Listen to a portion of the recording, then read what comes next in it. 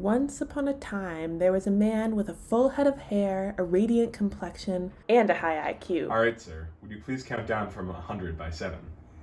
100, 93, 86, 79, Who claims to be turning 90? This seemed too good to be true, and I had to ask, was this the real Mark Bercuvitz or an imposter?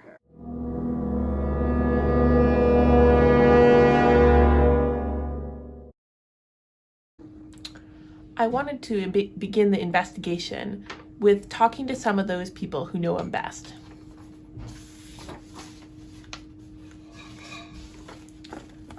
Family.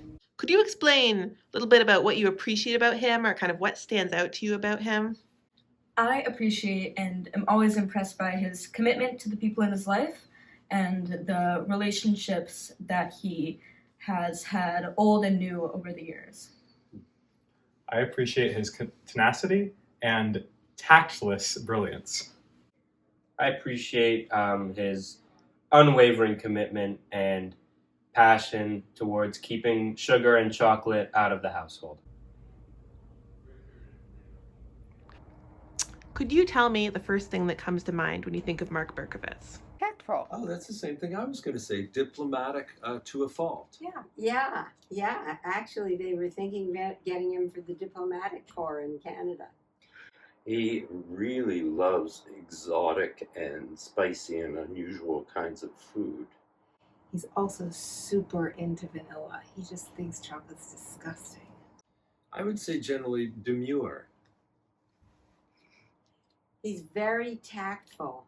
If he sees somebody who he thinks doesn't look as good as they used to look. He doesn't like to repeat a joke twice. I was getting some conflicting perspectives, so I decided to dig a little deeper. He seems awfully gregarious for a 90-year-old. Has he always been like this? Oh yes, he has always been like this. My dad is always open and looking to have a conversation with someone, whether it's someone he knows well, whether it's a total stranger. Sometimes it goes beautifully, like he's helping to make a connection with someone in another part of his life. And other times, the outgoing gregarious behavior can take a terribly wrong turn. I'm thinking, for example, many years ago, when he was talking with a relative who was on the larger side and who had just had a baby. And in striking up conversation with her, my dad said, "I thought you already had the baby." Similarly, when we were at a restaurant, there was both the positive aspect of the gregariousness, that he would be greeting someone, "Hey, Berkey, I haven't seen you in 50 years. And other times he would decide he should take aside a person standing outside the restaurant who was smoking and say, "You know, smoking's really bad for your health. And I'm a cancer doctor. And I just really want to help you and let you know that you really should stop." And that's just my dad, always gregarious and always with a big heart. Has Mark always been this energetic? By all accounts, Dad was an energetic youth, and he's always been a very active athlete. He was the captain of his basketball team, and they were the city champions, I believe, even though he was the shortest one on the team. And over time, at various points, an avid swimmer, tennis player, squash player, skier, runner. He seems really smart. Is there evidence he's always been this way? Well, I think there was some early evidence, like his IQ, his being in the opportunity class. When I was growing up, a fun game with Dad was that I'd give him many different 7-digit numbers, and he would just add them up in his head. It always seemed like a magic trick. But I think the two biggest pieces of evidence are that his mom said that he was really smart. And so ultimately that's what matters, right? What Pet said. And then I think the second biggest piece of evidence was that he chose Mom. And Mom's really the brains behind the operation. And I think that, Dad's intellect might not have gotten him as far if he hadn't had if he hadn't had Mom along. So, was there evidence he would still be this handsome at 90? Well, to start with, when I met him, he was 20 years old, and not quite 21, and he was very handsome. And I always thought he was a handsome man, but I have evidence.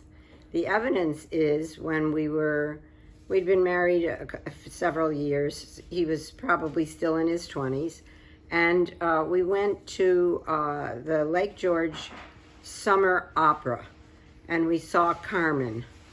And there was a beautiful young woman who played Carmen.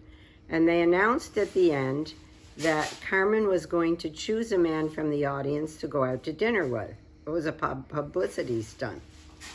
So Mark left the rest of us and went and sat by himself, and Carmen chose him. But unfortunately, they didn't realize that they were also going to have to take to dinner my brother Donald, myself, and my in-laws, Pet and Mac Bercuvitz. So Carmen obviously thought he was very good looking, but she got the whole kit and caboodle. This is sounding pretty promising, but I just want to run a couple more experiments to see if this is the real Mark Bercuvitz.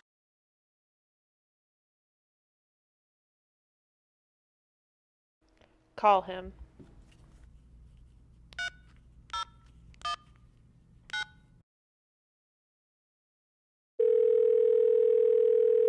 Judy! Judy! Judy, take the phone! I said take the phone! I can't hear you. I have the TV on. Well, turn off the silly whatever it is. It's very important. Judy, take the phone already.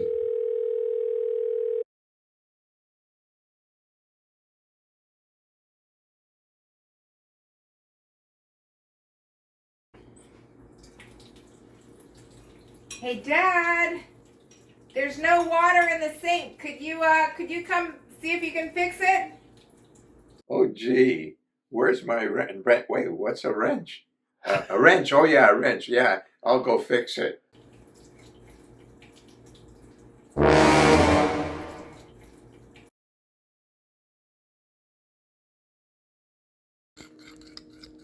Me or Dad?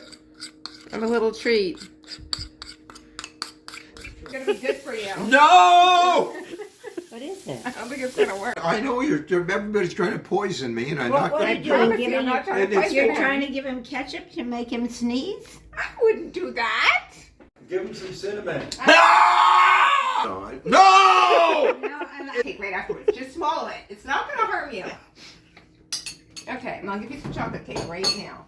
No. Jeez. No, Debbie, come on. Just a little bite Mom of it. works so Yeah, hard. she told me. She was the one who suggested it. Okay, right there. Dad, just eat this bite right there.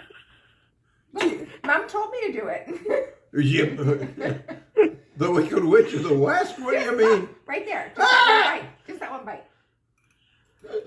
You're a good sport. Very good sport. Dad, how long does it usually take before you start sneezing?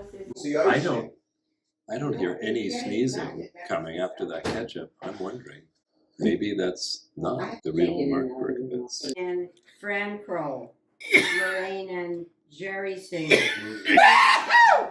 Except in the case of What the hell? Marcel Adams and his girlfriend are both gone, and Marvin Goldsmith Deb, can you and come to Evan the Stark are salad? both gone.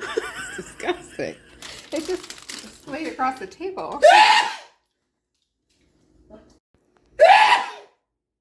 Marcia Samuelson was still alive.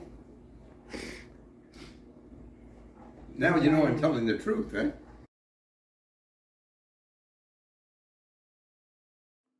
So, Mark, I heard that your grandson Tani has started smoking. How do you feel about that?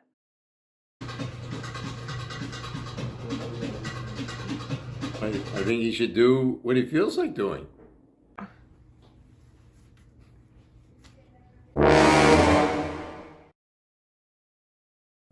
Well, At this point in the investigation, the results are inconclusive. I believe we will need to turn this over to a wider audience to determine, is this the real Mark Bercuvitz or an imposter?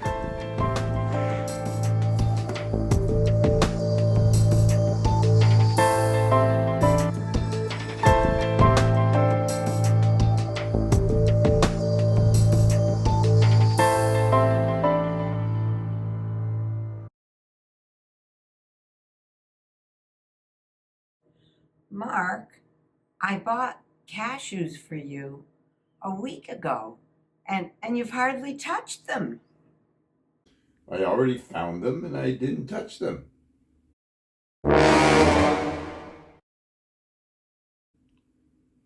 Definitely chocolate. Definitely vanilla. You need enough more than a generous taste. No! Give me some chocolate. No! Ah! Please. Well, make us smaller. I'll get you some french fries for it.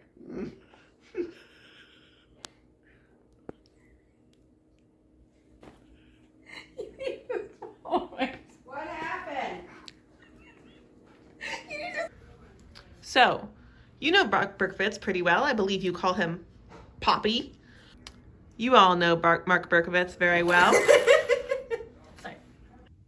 When I was about 14, we used to play ball hockey with some kids in the neighborhood, and he couldn't resist, came out one day. He had to play with the teenagers, even though he was 40-something, and he dislocated his shoulder.